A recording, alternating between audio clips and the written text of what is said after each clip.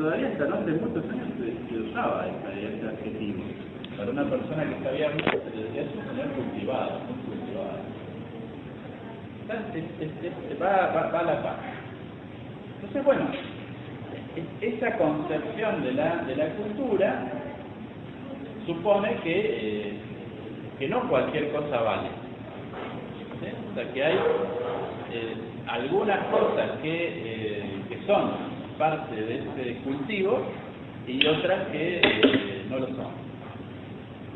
Entonces, siempre aparece asociado a una idea de canon, un establecimiento de cuáles son las obras que efectivamente hay que consumir, especialmente los libros que hay que leer. ¿Sí? Ese es el canon literario.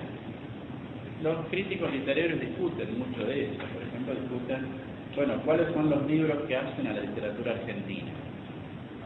¿Sí? O sea, si yo agarro, no sé, una novela de ¿cómo se llama? Florencia Bonelli.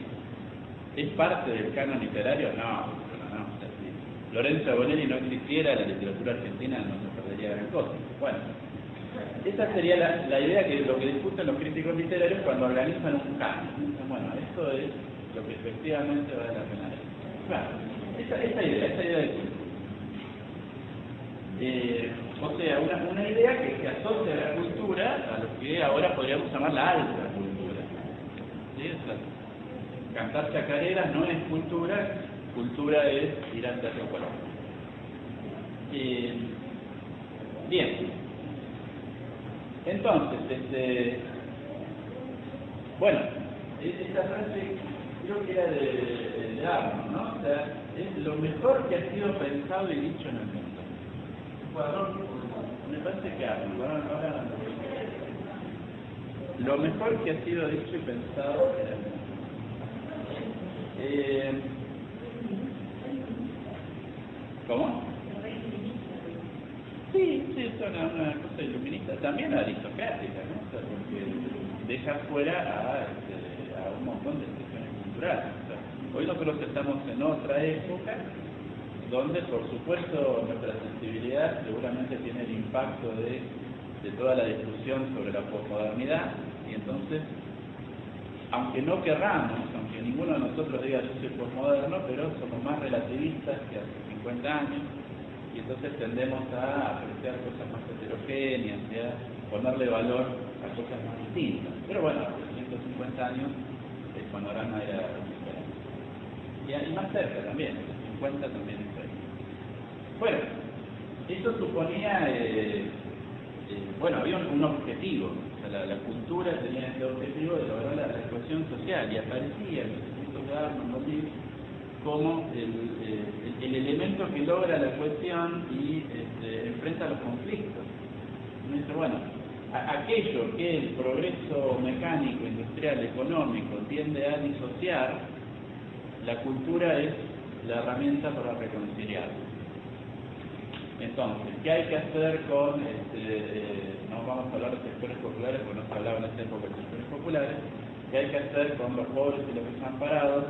¿Hay que mejorar sus salarios, sus condiciones de trabajo? No, hay que educarlos. La educación es el lugar por el cual se pueden introducir a esa vida más alta. ¿Y la educación en qué? Bueno, la educación es lo mejor que ha sido pensado. Bueno, Eliot es más un escritor que un crítico literario, es un poeta británico importante, y él, a ver si me permiten, ubico una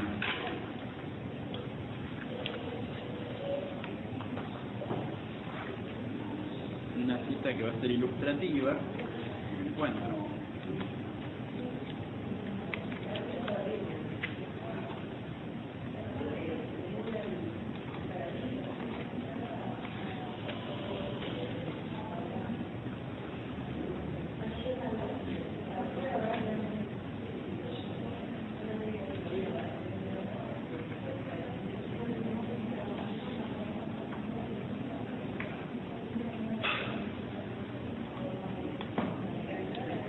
Frase de Eliot.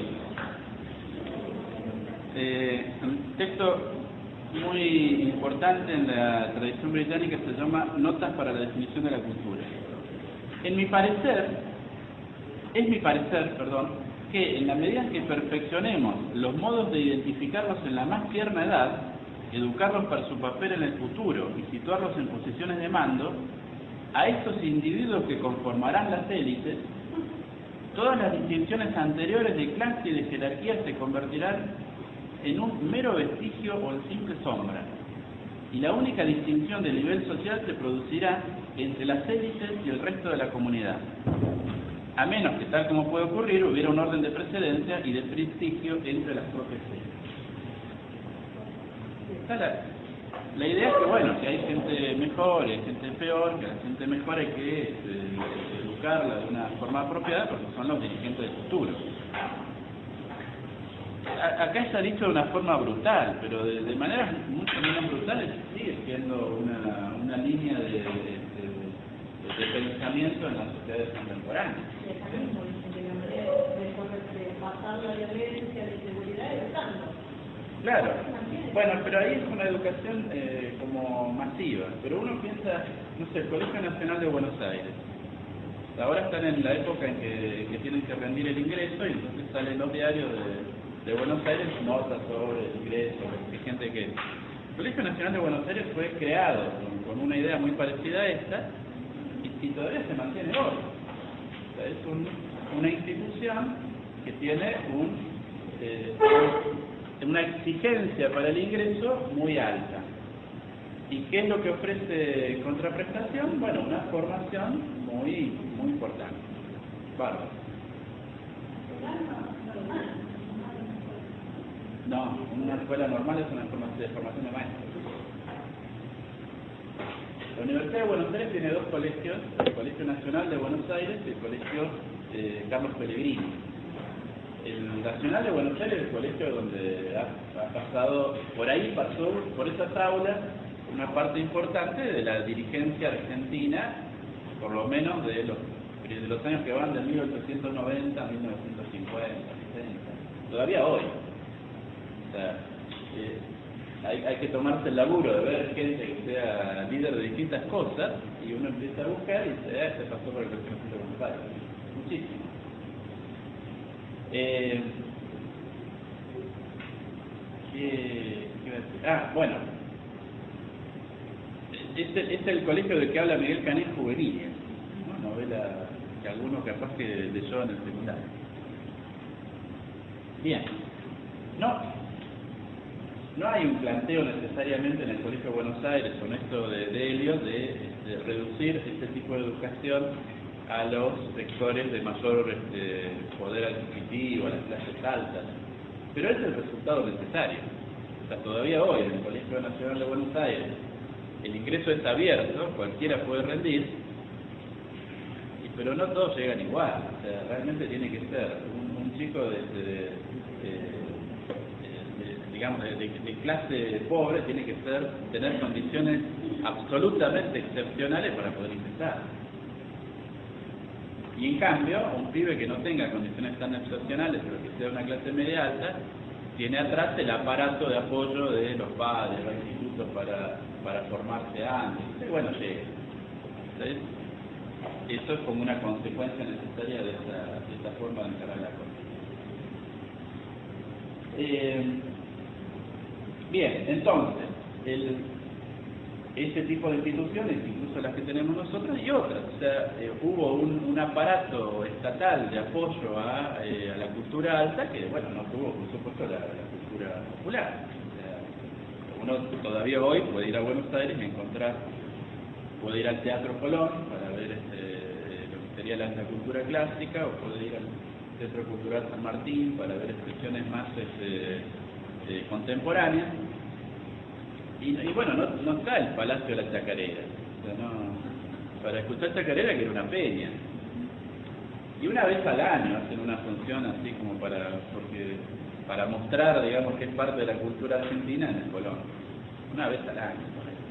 Cuando estaban Mercedes Sosa, capaz, una vez en su vida se le García. Pero bueno, simplemente porque hoy estamos en una época más postmoderna, pero tradicionalmente esto ha sido toda una diferencia entre el peso de lo que se consideraba valioso y lo que se consideraba deseable. Bueno, planteada así esta discusión, digamos algo del contexto en la década del 50 en el que un grupo de intelectuales ingleses va a dar una discusión frontal a esta forma de pensar la cultura. Y si ustedes quieren, es una discusión que a la larga salió victoriosa. Nosotros hoy pensamos la cultura de una manera muy diferente. Digo, tres cositas muy breves sobre el contexto sociopolítico de la época, que explica en parte, yo no voy a abundar eso, pero explica algunos posicionamientos de esta gente. Una es el final del estalinismo. Stalin muere en 1953 y en 1956 se hace un famoso 20º Congreso del Partido Comunista de la Unión Soviética, donde Khrushchev reconoció los crímenes de la era de Stalin, especialmente durante la década del 30, lo que se llamó la Gran Purga, una época de persecución especialmente de militantes comunistas, ¿no? Porque no es que fuera gente de otro espectro ideológico. Bueno, las purgas estalinistas cuentan las víctimas por millones. Son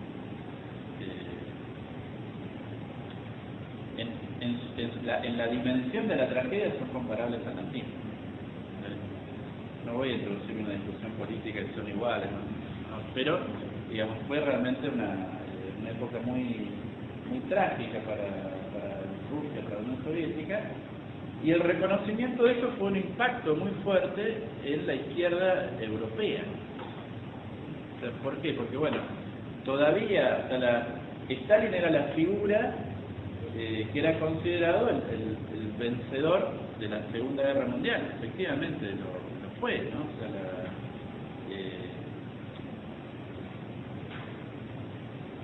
uno tiene una idea distorsionada de la Segunda Guerra Mundial en función de las películas de Hollywood, pero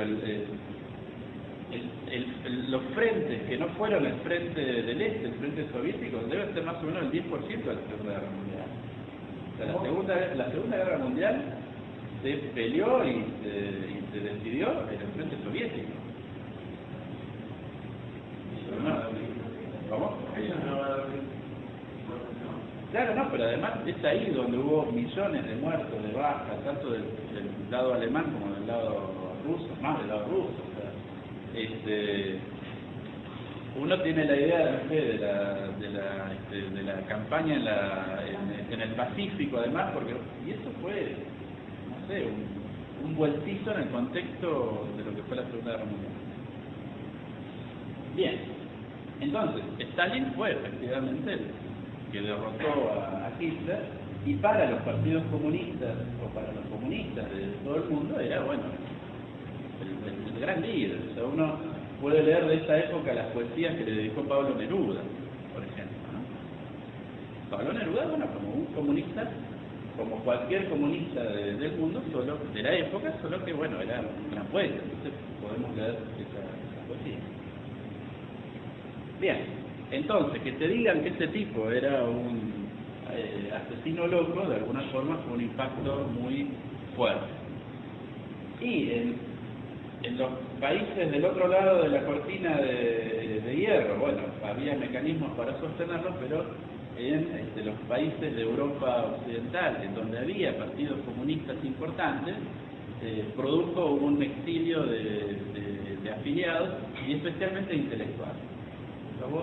Muchos intelectuales que se fueron del Partido Comunista cuando el Partido Comunista prácticamente hegemonizaba lo que podríamos llamar el espectro de izquierda hasta la década del 50. Bueno, frutilla del postre, ya muerto Stalin, ya habiéndose reconocido el carácter de su sistema, Hungría trata de adoptar una apertura un poco más socialista, pero un poco más liberal, invadida por el ejército soviético y la imagen de los tanques en las calles de la ciudad de Hungría de alguna forma reafirma esta especie de debacle político ideológico en la izquierda europea y británica también. Específicamente en Gran Bretaña, también en el año 56 se produce la crisis de Suez, del canal de Suez. El canal de Suez era, bueno, sigue siendo, ¿no? Une el Mar Rojo con el Mediterráneo, una forma de acortar el pasaje de los barcos que unen Asia con Europa. Y era una presencia colonial en Egipto, ¿no? Era administrado por una empresa anglo-francesa. En una ola donde llega al poder en Egipto un dirigente nacionalista árabe, Nasser, hay una movida para nacionalizar el canal y en una alianza entre Gran Bretaña, Francia e Israel, invaden Egipto, hay una guerra. Pero bueno, finalmente lo que pasa es que tienen éxito militar, pero se juntan Estados Unidos y Rusia preocupados por la situación y les mandan a ir. Y eso es, y tienen que retirarse. Y de hecho el vencedor político de esa crisis es Nasser. Y eso de alguna forma es la ilustración, o sea, el ejemplo, la demostración de que Gran Bretaña ha perdido el rol imperial que supo tener. O sea, fue un impacto psicológico muy fuerte para los ingleses, porque fue la constatación de que ya no eran una potencia de primera, sino que en todo caso eran un país de segunda. O sea, fue para Gran Bretaña, que había sido el dueño de los mares del mundo. Así que hay toda una sensación en los 50 de crisis político-ideológica, geopolítica, del lugar en el mundo. Les pongo esto porque si quieren verlo de una forma divertida, hay una serie de la BBC, una miniserie, creo que en total son 2 temporadas, 6 capítulos, que se llama La Hora, y es un programa ficticio informativo de la BBC en estos años. Está bueno es buena la serie, y está buena desde un punto de vista comunicacional, ¿no? Para ver las discusiones periodísticas de la época en el marco de la BBC. Bueno, bien, vamos a... Estos señores son considerados en casi todas las historias de los estudios culturales los padres fundadores, los que iniciaron el mundo. Raymond Williams, Richard Howard, Edward Thomas. Y específicamente a partir de estos 3 libros. Cultura y Sociedad, de Raymond Williams. La cultura obrera en el sucede de masas. Podemos saber que no es una buena traducción, de Howard, y la formación de la clase obrera en Inglaterra de Thomas. Vamos uno por uno. El libro de Howard se llama Los usos de la alfabetización. No tiene mucho que ver con la cultura obrera del sistema. Es un libro que, bueno, sigue siendo de referencia en el campo anglosajón, sigue siendo un libro muy conocido, muy discutido. No tanto en nuestro campo, un libro tan importante. Sí, ha tenido, ahora hace poco lo realizó el siglo XXI, hace años pasado. Bueno, ¿qué hace acá? Howard el libro está dividido en 2 partes. Una parte habla de la cultura obrera de la década del 30 y la segunda parte de la cultura obrera de la década del 50. Esta diferencia de 2 partes es una diferencia que marca muchas cosas y entre otras cosas marca una diferencia personal. Howard es una persona proveniente de la clase obrera que en función de las posibilidades que brindan las becas en estos países llega a tener una formación de élite. O sea, de alguna forma esto que decía Eliot, O sea, esto se tradujo también en países como Gran Bretaña o Francia en importantes sistemas de becas. En Gran Bretaña había una, hasta no hace tanto, hasta la década del 80, ¿no? Había una estratificación del sistema de lo que para nosotros es el colegio secundario, que se definía a partir de un examen en el último año del primario. Entonces uno, el chico rendía un examen y a partir del resultado del examen podía asistir a uno de 3 tipos de escuelas. La Public School, la Grammar School y la tercera no me acuerdo cómo se llamaba. Las Public School no tenían nada de públicas, son las que uno ve en las películas así con uniformes con corbatitas, eran las de élite. Las Grammar eran las de la clase media, las otras eran las de los sectores obreros. Está bien, no había, el resultado era un resultado de conocimientos, pero bueno, por las cosas que ya dijimos, ya sabemos, esos conocimientos traducían mucho la situación de base. Excepto que hubiera algún chico de clase obrera que efectivamente tuviera condiciones excepcionales. Para estos chicos había sistemas de becas. Entonces tenemos algunas personas que provienen de la clase obrera y que llegan a tener una cultura de élite y a formar parte de la élite intelectual. Los que vamos a mencionar hoy tienen esa característica. Otro muy conocido es Bourdieu, ¿no? Pierre Bourdieu, un tipo que viene de la clase obrera y que a partir del sistema de becas francés llega a la cultura de élite, a ser un tipo muy prestigioso. Muchos otros no, o sea, otra gente que uno puede leer pueden tener posiciones muy violas, muy de izquierda, pero cuando uno mira el currículo se da cuenta que vienen de una clase acomodada, o sea, que eso es lo que les permitió llegar a tener una formación importante. Bueno, entonces para Hogarth esta diferencia entre los 30 y los 50 es también una diferencia en su posición vital. De los 30 él habla acerca de lo que recuerda como parte de la clase obrera. De los 50 habla de lo que ve de la clase obrera desde el escritorio de academia. Y eso tiene que ver con esa distinta valorización que hace. A la cultura de la clase obrera de los años 30 la valoriza positivamente, dice muchas cosas buenas, hace relatos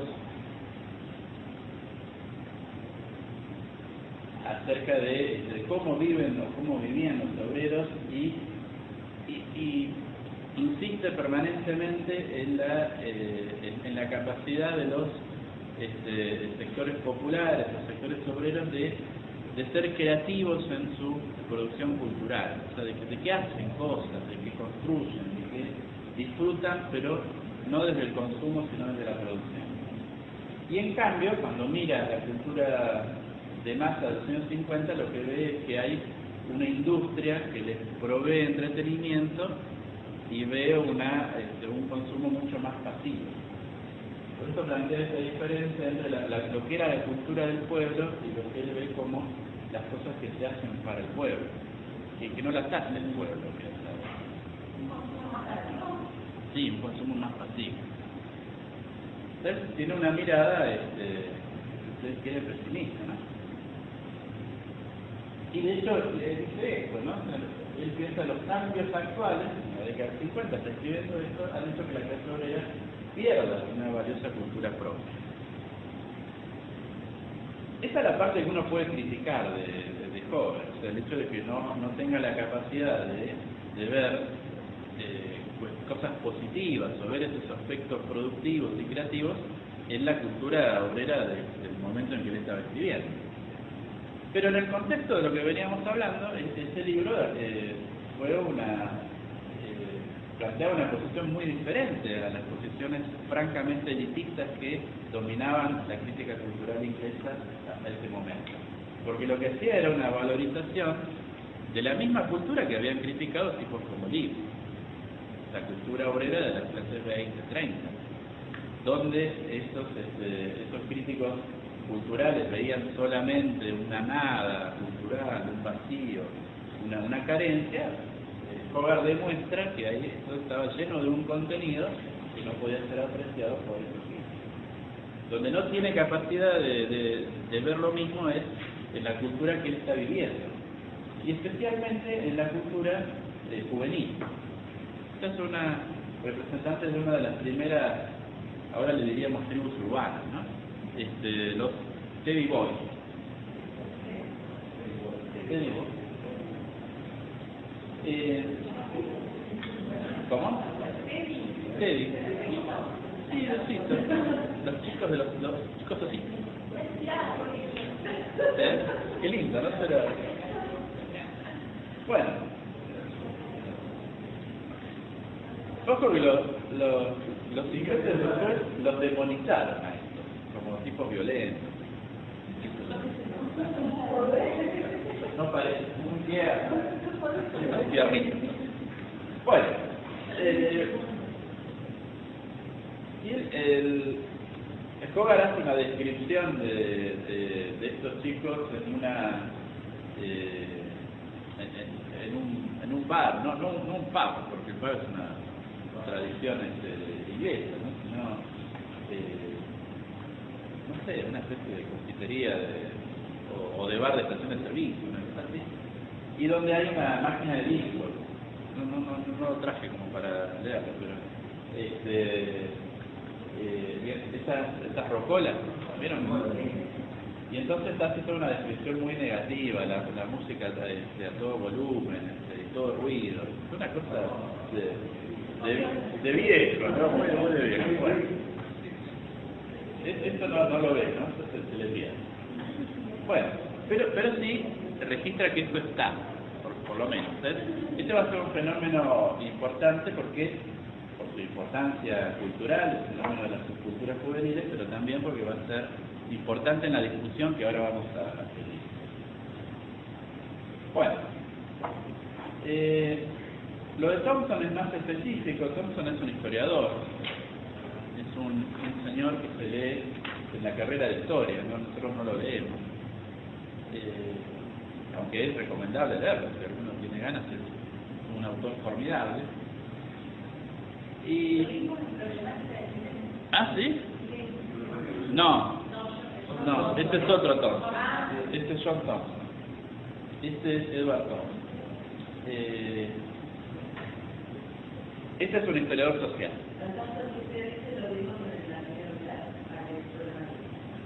Claro, este es John Thompson, que es un sociólogo británico también, pero más actual, tipo vivo, ¿no? Igual se ve que Thompson no es un apellido muy común, porque estoy leyendo este libro que el tipo se llama Kenneth Thompson. González se ve que hay muchos Thompson. Bueno, Thompson, es un historiador social importante, es reconocido por los historiadores, y ha tenido como característica a lo largo de su extensa producción hacer una historia desde abajo. O sea, es una historia de los pobres, de los oprimidos, de los campesinos. Algo que hoy es casi de movida, pero en el momento en que este señor estaba escribiendo, la historia era más que nada la historia institucional, la historia de los reyes, los presidentes, las batallas, los gobiernos.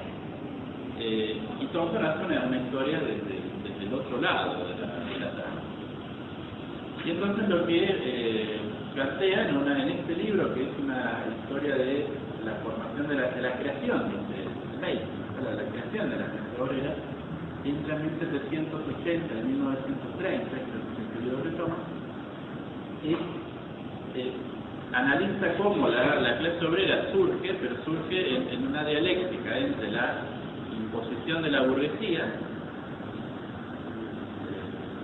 Recuerdan, seguro que en algún momento alguien comentó esos tramos de Marx donde habla de cómo el mercado de los terrenos privados favoreció o obligó a los campesinos a irse de las ciudades, y de esa forma se convirtieron en lo que él llamaba el protoproletariado, ¿no? Esa mano de obra disponible que va a ser usada en la revolución industrial. Bueno, entonces, por supuesto, los obreros se constituyen como clase en un contexto que no eligen, pero al mismo tiempo toman ahí elecciones. O sea, es la mirada de Thompson es que es creativa, hacen cosas, eligen, construyen, se autoconstruyen. Bueno, la clase de trabajadores es a sí misma tanto como fue hecha, dice Thompson. Hay una frase muy famosa de Engels, dice: los hombres hacen su historia solo que en condiciones que no eligen. ¿Cómo? Los hombres hacen su historia en condiciones que no eligen. O sea, uno no elige el contexto en el que está, pero dentro de ese contexto elige cosas. Eso dijo él después. No viene al caso, pero...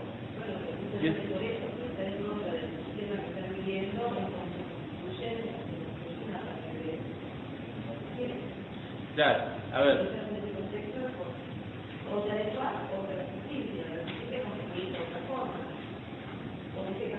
Claro, bueno, pero ahí vos ya estás planteando una capacidad, lo que sería una capacidad de agencia del individuo, ¿no? La capacidad de hacer. Pero eso no se da por supuesto. O sea, en toda la tradición marxista ha sido una discusión importante porque una premisa del marxismo es la determinación. Entonces, ¿cómo se entiende la determinación? Ha sido algo que los teóricos marxistas han discutido por décadas. Porque una forma de entender la determinación es que eso no es así. Que si vos estás determinado, de alguna forma todo lo que haces, lo que elegís, lo que decís, lo que pensás, debe poder ser explicado por las condiciones estructurales en las que estás. ¿Sí? Esa sería una forma de pensar la determinación de manera fuerte. Bueno, ahora hay otras maneras. La discusión sobre la determinación no la vamos a abordar, pero es una discusión importantísima en las actividades culturales. Entonces discuten mucho el tema de cómo entender la determinación. Thompson da esta idea, o sea, una idea mixta, hay capacidad de agencia, ¿no? Es lo que en general los estudios culturales van a sostener. O sea, los hombres y mujeres tienen capacidad de decidir cosas, de hacer cosas, aunque en condiciones que no eligen, que pueden ser desfavorables para ellos. Bien. Más específico para nosotros es Raymond Williams. Ya no es tan problemática, ¿no? O sea, sí, ¿lo vieron ustedes algo de Williams? No, porque en el programa de hace un par de años no había algo.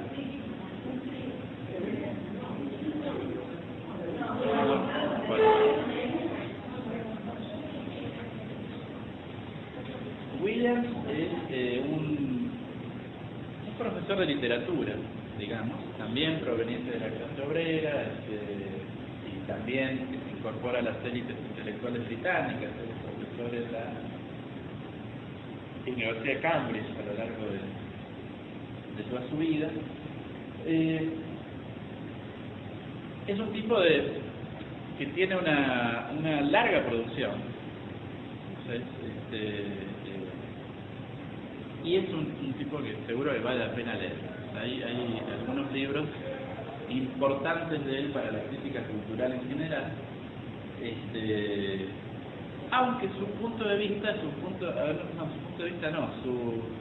su objeto, llamémoslo así, en general tiene que ver con la cultura culta.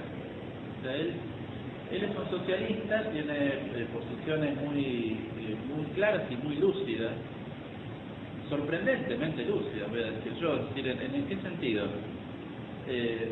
Este segundo libro, que se llama La Larga Revolución, tiene una especie de epílogo, llamémoslo así, un capítulo final que se llama Gran Bretaña en la década del 60. Está escrito en 1960, creo, 1959. Y la descripción de las problemáticas culturales que hace sigue vigente hoy. Es tipo realmente muy lúcido. Pero, si ustedes ven sobre qué materia trabaja, en general trabaja sobre cuestiones de la cultura culta, mucho sobre la dramaturgia. Hay un libro muy muy posterior, no lo vamos a conocer, pero es muy interesante, que se llama Sociología de la Cultura. Y ahora lo reeditó Paidós. Se consigue en las librerías, es un libro muy piola. ¿Paidós lo reeditó? Bueno, no estoy seguro si es Paidós. Bien, entonces, el libro que él que introduce la discusión es Cultura y Sociedad. Cultura y Sociedad está estructurado como un libro de crítica de una tradición literaria, lo que él llama la tradición de cultura y civilización. De alguna forma él le pone el nombre. Entonces va analizando a una serie de autores, no necesariamente los que el canon literario consideraba parte, porque no solamente poetas y novelistas, sino también ensayistas, intelectuales, y van analizando cómo se enfrentan, cómo va cambiando la noción de cultura, la noción de sociedad, la noción de civilización, y cómo esas categorías se van aliando o enfrentando en el desarrollo de ese proceso intelectual, tomando a esos autores como emergentes de un proceso histórico. Bueno, él señala que la cultura se puede tomar, dice él, como tres definiciones distintas. En la que hablamos al comienzo, la cultura como un ideal, como las cosas que hay que saber, como eso que decía Liz, todo lo mejor que ha producido el hombre a lo largo de su historia. O sea, ese ideal de cultura, ser una persona culta, ser una persona cultivada.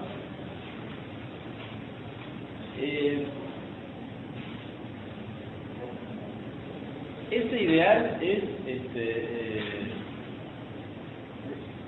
algo que se puede percibir, pero que se puede percibir en un momento determinado, señala él.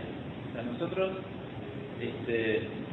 hoy podemos tener una idea de qué es lo mejor que se ha producido en el mundo, y entonces podemos decir, bueno, a ver, ¿cuáles son los grandes libros argentinos del siglo XIX? Uno dice, bueno, Facundo, el Martín Fierro, bárbaro. Ahora, cuando José Hernández estaba escribiendo el Martín Fierro, no así, sino estaría escribiéndolo con una pluma, eso no estaba cristalizado como el gran libro de la gauchesca argentina. No, lo que quiero decir es que cuando un gran escritor escribe un libro, es un libro de un montón de libros. Entonces uno agarra la revista Eñe y agarra las críticas de libros y pongamos que lees todas las de este año. Bueno, alguno de esos libros que se publican este año va a ser recordado dentro del 50, pero hoy no sabemos cuál es. Por eso el objeto va a ser aquello que la sociedad de época existe.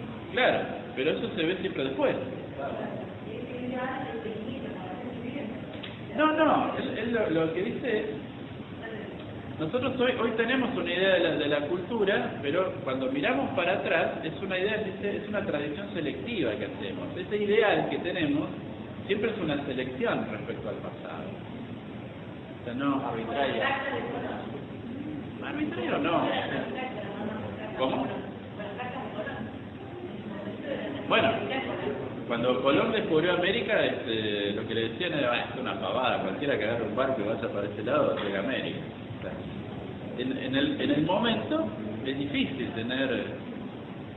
darse cuenta de qué cosas son importantes y qué cosas son menos importantes. Entonces, nuestra idea de cultura, en este sentido, de lo importante, es una idea que es selectiva, dice él. O sea, que siempre en la historia se va perdiendo. Y nosotros no tenemos una forma de ponernos en la cabeza de la gente que vivió en épocas anteriores. Lo único que tenemos de las épocas anteriores es un registro documental. La cultura va dejando documentos. Esa cultura seleccionar lo ideal de aquel tiempo se pierde la historia. Se pierde el tiempo. No, a ver. O sea, hoy yo me digo lo que me parece que realmente es importante, lo que ellos pensaban, es ideal, y lo que voy a decir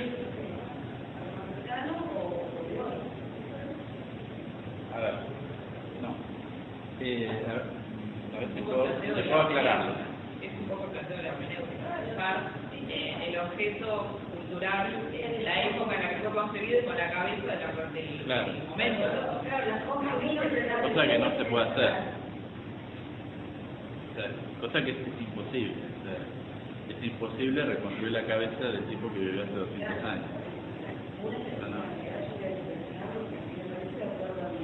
Por eso te digo, el planteo de ideal es un poco ese, digamos. Lo que él dice que eso no se puede hacer. No, a ver, trato de aclarar. Cuando dice cultura como ideal, en principio lo que dice es el canon de lo que consideramos cultura. ¿Sí? O sea, cuando hablamos de cultura, una de las cosas, de las maneras en que hablamos de cultura es decir lo culto. Lo culto abarca una serie de obras. No, en el momento decimos, esto es lo culto. ¿Sí? Esto es, podría ser aplicable a un montón de aspectos. O sea, hay un canon de la teoría de la comunicación. ¿Sí? O sea, en la década del 50 y 60 se escribieron muchas cosas y nosotros estamos haciendo esto. Es ahí una idea de esto es lo bueno. Bien, eso sería lo primero. Lo ideal es esto es lo bueno, en este momento. Un detalle de las épocas pasadas, en las épocas pasadas esa idea de esto es lo bueno era distinta. Eso se añade. De las épocas pasadas no tenemos forma de meternos en la cabeza de la gente, lo único que tenemos es lo segundo, un registro documental. Entonces hay una segunda forma de pensar la cultura que es como documentos. Plantea uno de los textos que hay uno de los primeros profesores del centro del que habla, Michael Cristo, dice que a Thompson lo dejaba de lado, estudiaba los otros dos, pero a Thompson lo dejaba de lado. Como que no lo tenía en cuenta dentro de los tres fundadores del lineamiento. Eso en gran parte porque es historiador, ¿no?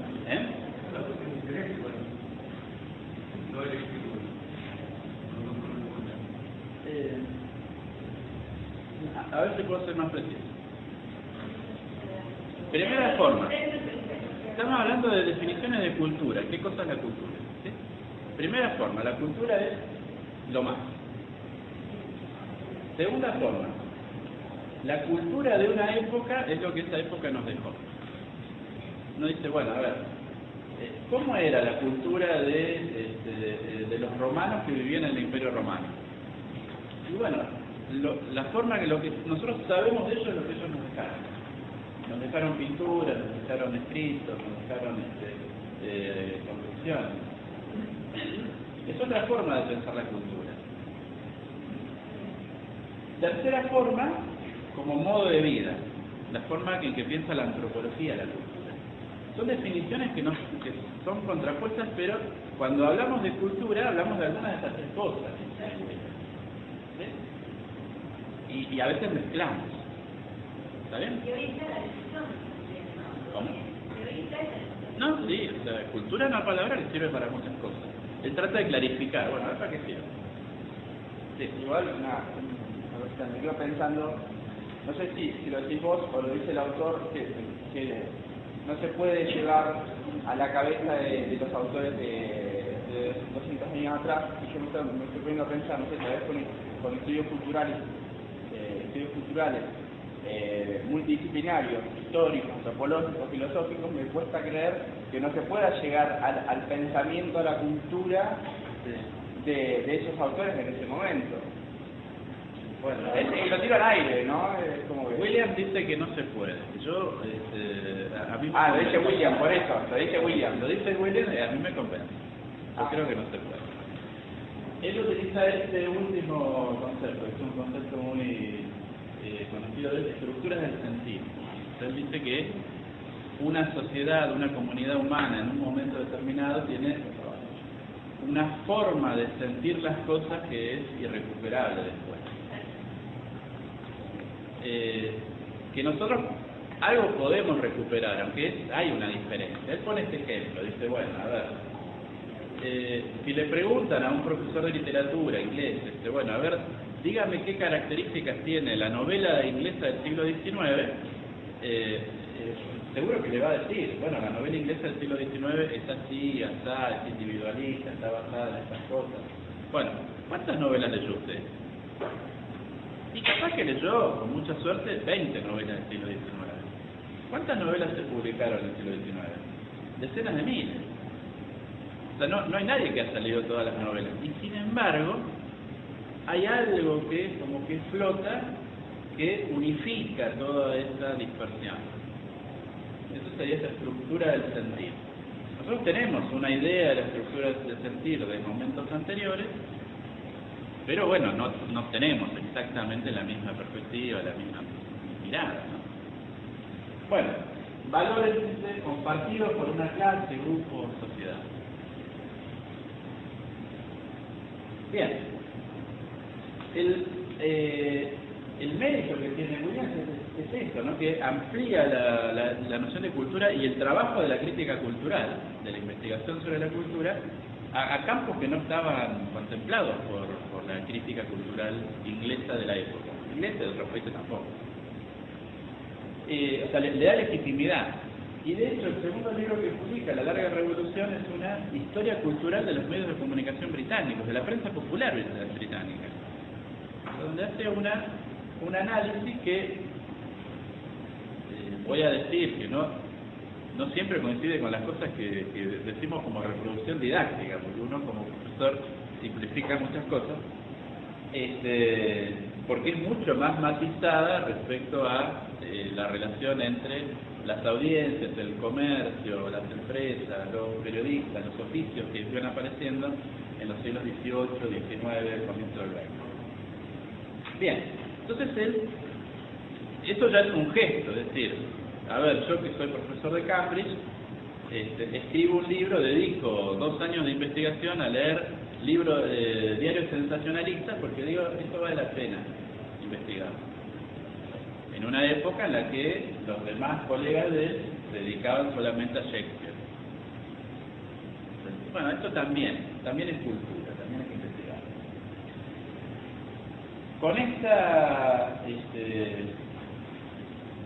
Con este modelo, con esta forma de pensar,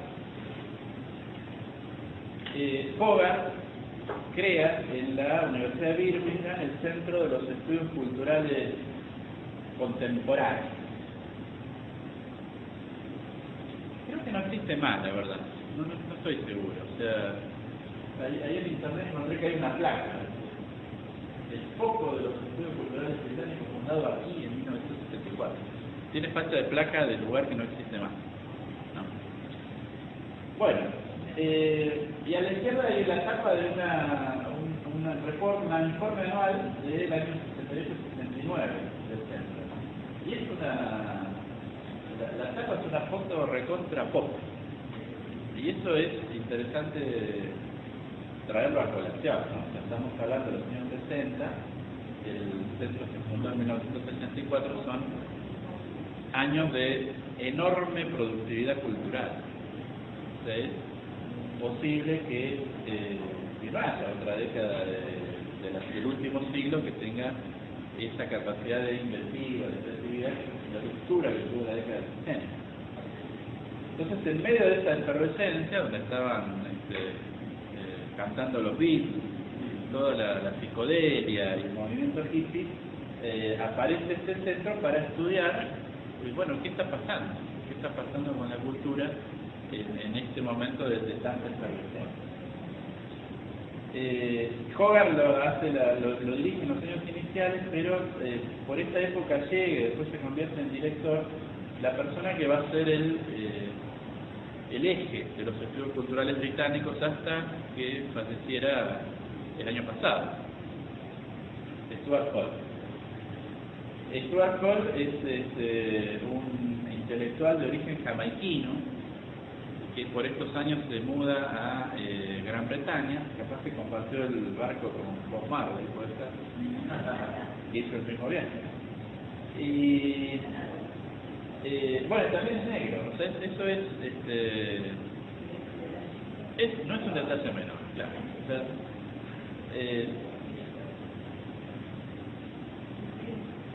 no quiero hacer el conteo, porque seguro que me deja mal parado como profesor que elige la bibliografía, pero estoy seguro que todos los que leímos hasta acá son varones y blancos, o casi todos. No sé si hay alguna mujer y... Bueno, claro, está ahí. Cosas que hay que preguntarse, cuestionar. Bueno, entonces es importante que sea negro porque además le da... El tema étnico va a ser un tema importante en el enfoque de los estudios culturales británicos.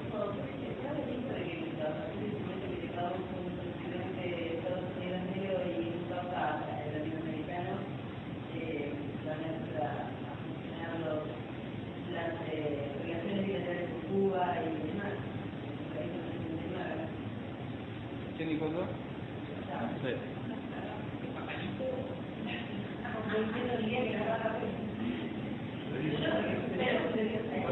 Claro.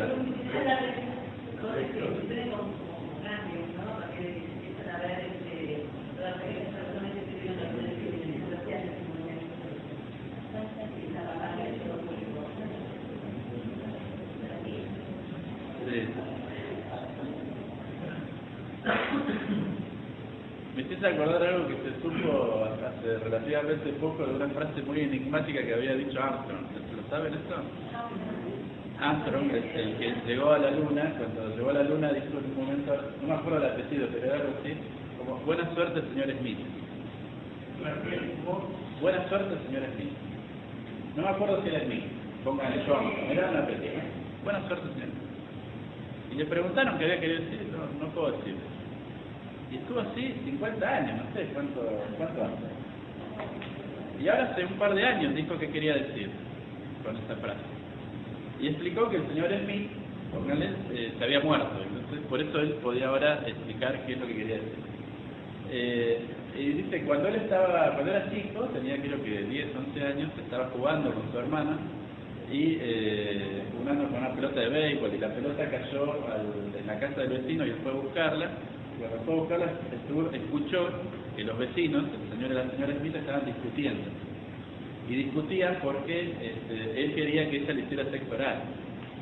Y ella le dijo, eso lo vas a tener el día que el pibe del vecino esté caminando en la luna.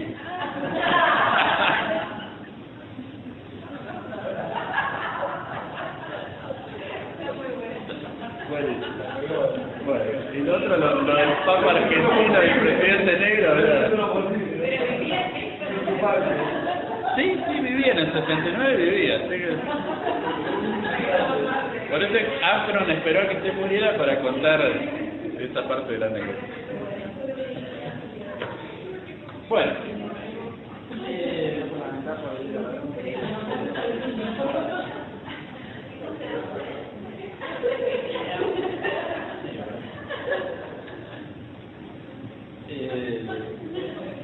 Stuart Hall. Bien, Stuart Hall, yo decía, lidera los estudios culturales. No es un autor especialmente prolífico, pero además es un autor más de artículos que de libros, pero con sus artículos ha señalado etapas, caminos, programas que otros han seguido. Además, seguro que tenía una importante capacidad de articulación institucional. Bueno, en los 70 el Centro para los Estudios Culturales va a producir dos investigaciones, sino dos publicaciones en realidad que recogen un conjunto de investigaciones que vamos a mencionar muy rápidamente. Una es Resistencia a través de rituales. Este libro está traducido como Rituales de Resistencia. Hay dos ediciones que yo conozco, una de la Universidad de La Plata y otra de una editorial española que se llama Traficantes de Sueños, y que eso los libera en internet, y que eso se consigue en internet. y el otro se llama Vigilando la Crisis. Bueno, vamos a ver qué plantea acá brevemente y luego hacemos un recreito. Resistencia a través de rituales es un libro sobre las subculturas juveniles británicas, posteriores a la Segunda Guerra Mundial. A ver, voy a abrir el índice.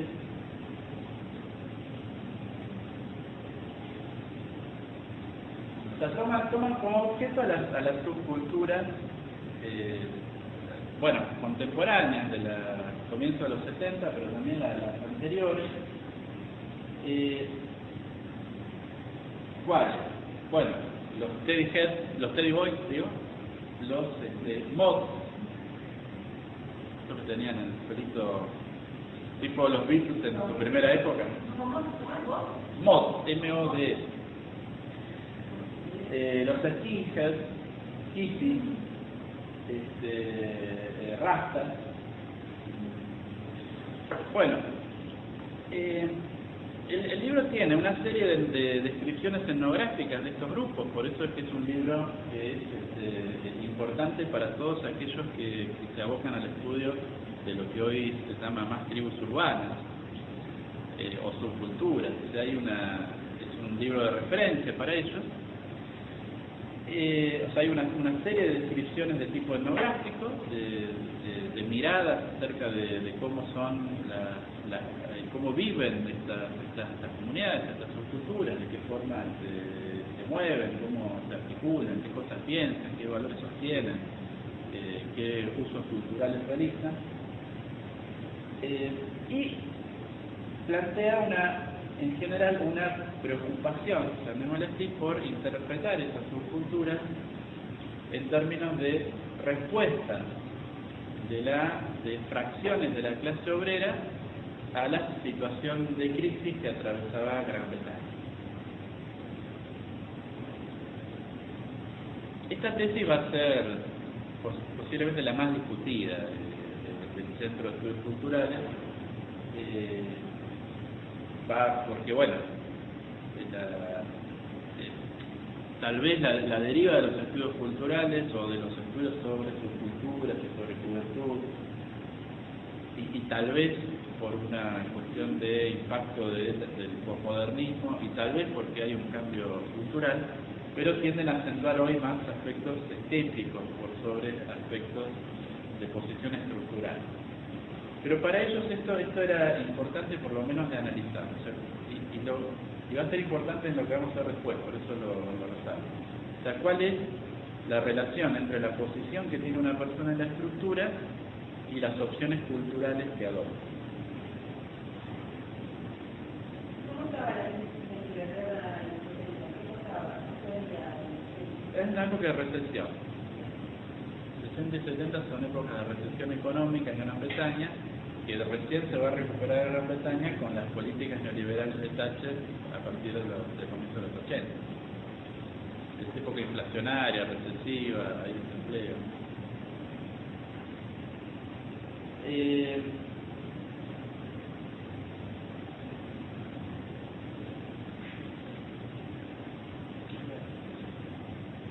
Bueno, entonces, ¿sí?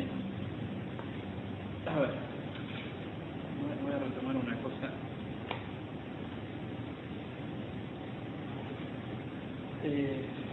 Como para caracterizar.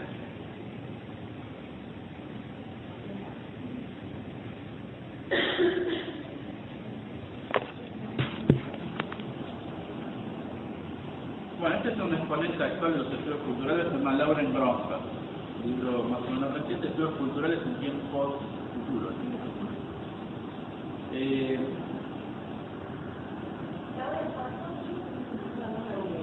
Bronsfeld, G-R-O-S-S-B-E-R-G. No hay marcador. Bueno, no sé si el libro es bueno, pero tiene una introducción. O sea, él fue parte siendo estudiante del Centro de Estudios Culturales. Él es norteamericano, candidato, pero estuvo ahí en Birmingham y en el primer capítulo hace toda su recuerdo, si quiere alguna forma, pero hace una presentación que puede ser útil. Y él plantea lo que se llama espacios problemáticos, porque dice que, bueno, los estudios culturales como corriente han ido atravesando preocupaciones por distintas cosas.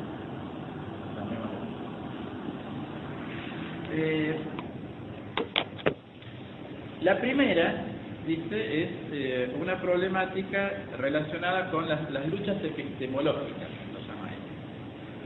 ¿No puede decir algo? O sea, ese centro de estudios culturales, una cosa importante que hizo, que no mencioné, debería haberlo hecho, es ser muy permeable, los estudios culturales han sido en general, a discusiones teóricas muy heterogéneas. Entonces, en esos años van a hacer una introducción, una apropiación de una serie de bibliografías europeas continentales, especialmente francesas, que no estaban presentes en el mundo de habla inglesa, como los autores estructuralistas, la semiología, Umberto Eco, Roland Barthes, el marxismo estructuralista de Althusser, Lacan también, Greiman, un montón de gente que estaba escribiendo sobre eso. Entonces van a ser muy permeables a este tipo de movidas.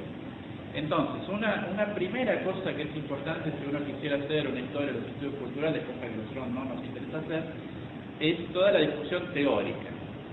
Yo dije algo sobre la determinación, o sea, ahí gran parte de la producción de los estudios culturales en estos años es específicamente teórica, es una discusión sobre cómo utilizar los conceptos, especialmente los conceptos del marxismo, el concepto de determinación, el concepto de hegemonía, el concepto de formación social. Hay una discusión sobre eso. Ejemplo de esta discusión es un libro de Raymond Williams que se llama Marxismo y Literatura, y donde hace una especie de puesta al día de cómo utilizar los conceptos marxistas para el análisis cultural. Eso no es algo que le dediquemos demasiado, pero es importante saberlo porque condiciona lo otro. O sea, cuando ellos tratan de utilizar, de poner en relación la clase social y la expresión subcultural, eso es derivado de complejidades teóricas que han discutido.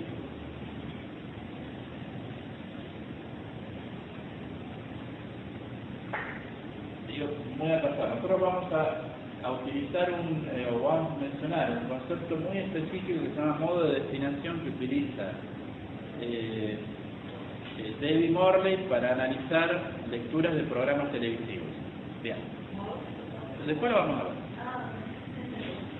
Este concepto, o sea, para él, deriva de una discusión respecto a la forma en que la ideología constituye sujetos en el marxismo althuseriano y en el primer Laclau. Entonces, a partir de toda esa discusión teórica, él utiliza una categoría para hacer una investigación sobre la manera en que la gente mira programas de televisión. O sea, en eso uno podría decir que los estudios culturales son ejemplares, las categorías son muy densas teóricamente. No es la cosa que se le ocurrió al tipo cuando estaba... No, hay toda una lectura, un esfuerzo de estudio y después un esfuerzo para ver cómo hago para esta categoría verla en la realidad empírica. Bien. Segundo, ¿cómo se llama? Problemática, las formulaciones que hacía el centro sobre los estudios culturales en respuesta a cambios culturales radicales y vertiginosos. Este tipo de cosas. O sea, el análisis de los cambios culturales rápidos y vertiginosos que estaban sucediendo.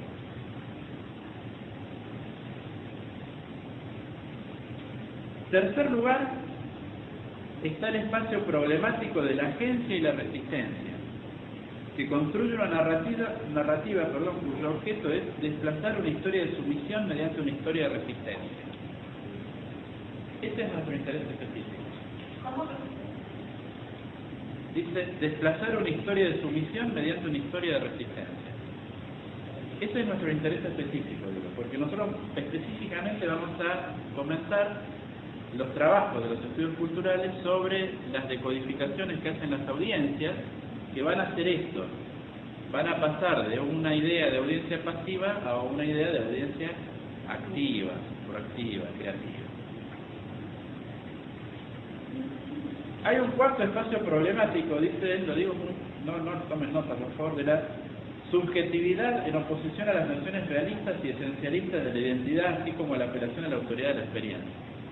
Bueno, esto quiere decir que a partir de los años 90, básicamente, los estudios culturales se van a dedicar a una elucubración teórica, especialmente cuando pasen a Estados Unidos, que ya no nos resulta para nada interesante. O sea, si ustedes agarran hoy, incluso este libro, cosas actuales de estudios culturales, no tienen nada que ver con la cultura, ni con los medios de comunicación, ni con las cosas que nos interesan más. Bien, entonces esto está ubicado ahí en el intento de analizar los cambios culturales de la época por vía del análisis de la subcultura juvenil. Y este otro, Vigilando la Crisis, es un libro sobre los pánicos morales. Esto tiene que ver con lo de ayer, de alguna manera. Con lo de ayer tiene que ver, con la mesa de ayer. ¿Por qué? Porque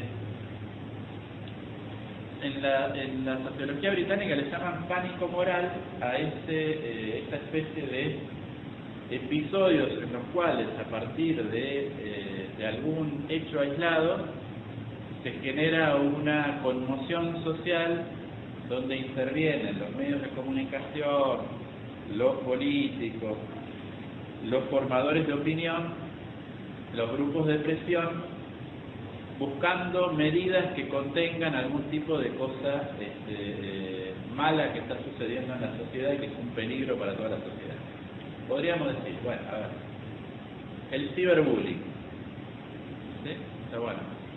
Aparece una noticia de que a un chico en la escuela lo agredieron simbólicamente a partir de Facebook, y bueno, eso se transforma en una serie de noticias. O sea, hay otros medios que publican noticias sobre lo mismo. No era solo ese pibe, había otros pibes. Es una cosa generalizada. Pasa en todas las escuelas. Yo conozco uno que le pasó. Hay que hacer algo. ¿Sí? Entonces los medios empiezan a decir, hay que hacer algo. Hay una organización, se crea, se dan talleres y se crea una normativa y se hace una guía de tratamiento. Bueno, yo lo dije así medio, no lo dije bien, porque no lo estoy criticando. O sea, los problemas sociales son problemas reales, pero de la multitud de problemas sociales hay algunos que se van escalonando en esta cosa de cruzada. ¿Sí? Se ponen de moda. Bueno, eso analiza lo que estudian los pánicos morales. La primera investigación sobre los pánicos morales en Inglaterra tiene que ver con el miedo a las subculturas juveniles, con un enfrentamiento entre dos tribus urbanas, los Teddy Boys y los Mods. Después resulta que fue una pavada. Se pelearon en una playa en un verano y se rompieron unas botellas de cerveza en la cabeza, pero en el tratamiento noticioso terminaron emergiendo los miedos respecto a los distintos y a lo que podían hacer esos jóvenes que no entendían. De alguna manera esta idea de joven de estos que escuchan música fuerte, están perdiendo el tiempo, o sea, están fuera de sí. Y eso después se tradujo incluso en medidas policiales.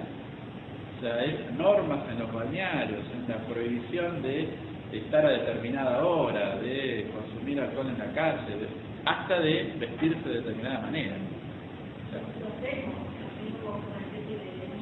sea, pasa recurrentemente. Bueno, en los años 70 hay un episodio que tiene estas características de pánico moral sobre, bueno, acá sacan a ver, bullying, que era un tipo de asalto violento. Y toda una crisis, o sea,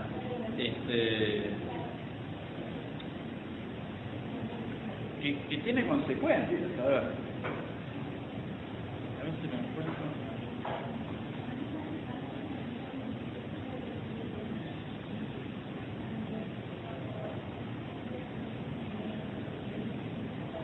El bullying en un tipo de asalto, pero violento. Lo que llaman ahora las pirañas, No sé que han trascolado a Buenos Aires, el asalto entre varios a una sola persona. Acá no sé si era muy entre varios, pensé que era un poquito más individual o de a dos. A una persona medio sola. Bueno.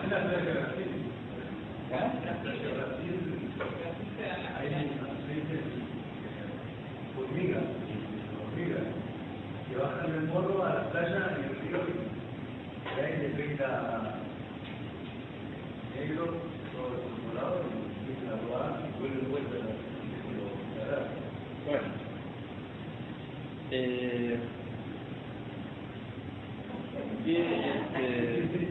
Bueno, la cuestión es que empiezan a aparecer noticias sobre este tipo de asalto y se va generando esta espiral, lo que llaman espiral de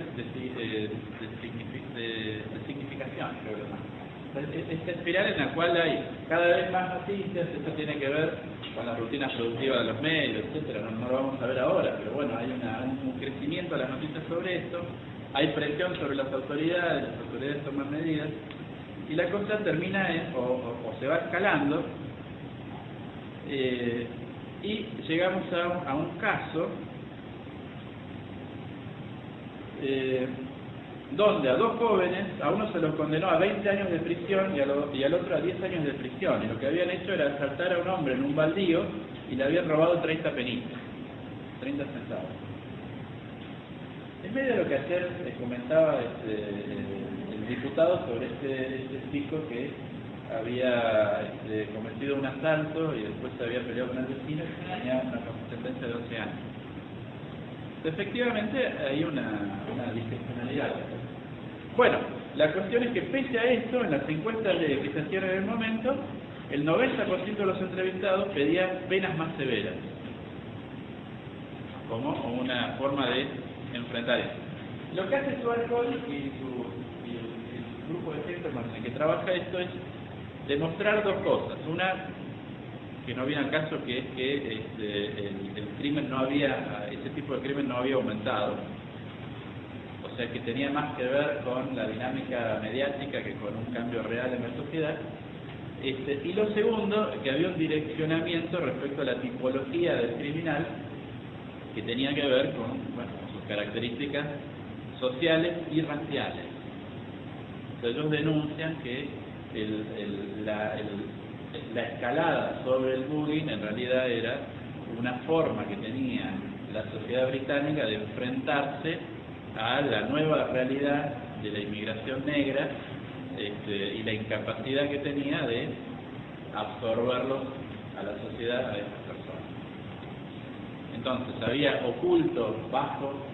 Lo interesante del libro es cómo ellos, a partir de una cosa superficial, tratan de buscar cuáles son las cosas estructurales que están pasando por abajo y podrían explicar, por lo menos en mi hipótesis, esta superficie. Entonces, ¿cómo dice que está hablando ahora? Que había algunas tendencias que todavía no existe más inseguridad que antes en Argentina, sino que se refleja más, o se resalta más, y algo que se comentaba ayer, porque los detenidos son saberes, la verdad, bueno, que se joven, bueno, los jóvenes, valores, sigue la discusión del presidente, porque no también. Sí. Que hace Michael Moore en el estudio de Hombre Blanco, cuando habla de la identificación del negro que hace estadounidense. Sí.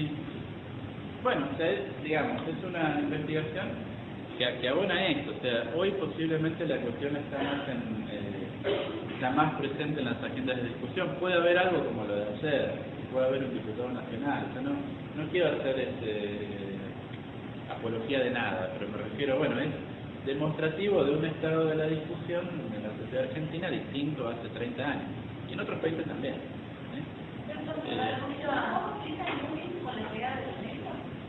No, lo que él muestra es cómo el discurso de ataque contra un tipo de delito en realidad esconde el miedo a un grupo social. Eso sería lo que trata de articular. Y el miedo y la estigmatización de un grupo social, en este caso negro. En Estados Unidos, el narco es Barcelona, por ejemplo.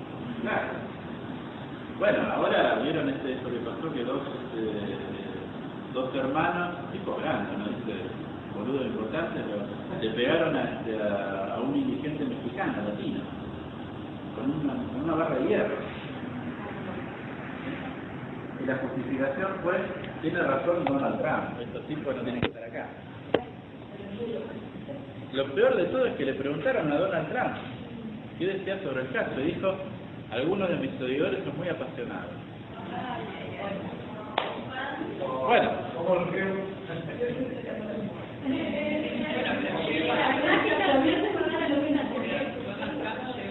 sí, hay muchos puntos de contacto.